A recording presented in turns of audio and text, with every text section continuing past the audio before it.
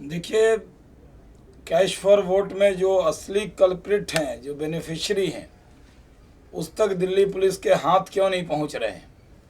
रेवती रमन सिंह के बारे में तो पहले ही सीडी में सब बातें थी। दिल्ली पुलिस लीपापोती कर रही है, लेकिन जो लोग इस कैश फॉर वोट के बेनिफिशियरी हैं उनके खिलाफ जानकारी हासिल नहीं कर रही है, उनके खिलाफ कोई कार्रवाई नहीं कर रही है।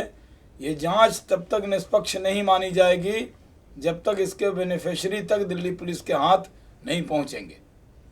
और रेवती रमन जी के को जो समन जारी किया उसके बारे में नहीं, वो ठीक है, क्योंकि वो तो सीडी में साफ था कि वो भी उसमें जिस तरह से जो सीडी उस वक्त आई थी उसमें उनकी भी तस्वीर थी, और उनको अभी तक क्यों नहीं पूछा था, ये भी एक ताज्जुब का विषय था।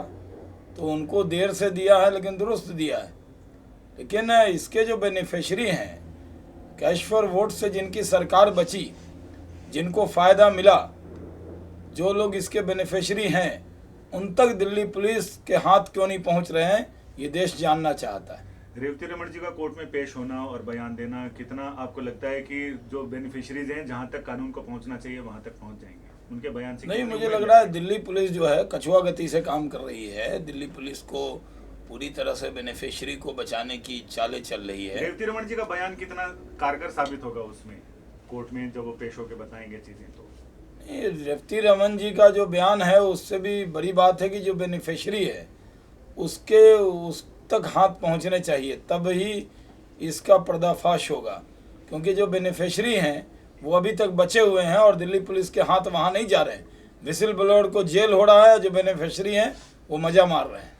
एक छोटा सा सवाल है कि सामना में बाल ठाकरे ने आज लिखा है कि इंदिरा गांधी की तारीफ की है और सोनिया गांधी को की आलोचना की है कि इंदिरा गांधी तो दुर्गा की तरह थी, और वाजपेयी जी ने भी कहा था, और सोनिया गांधी अपने पूरे परिवार को क्रिश्चियन बना रही है, बेटे की शादी क्रिश्चियन में कर दी, बेटे की शादी उधर क्रिश्चियन में करने की तैयारी चल रही है। तो इस पे क्या कहना चाहिए?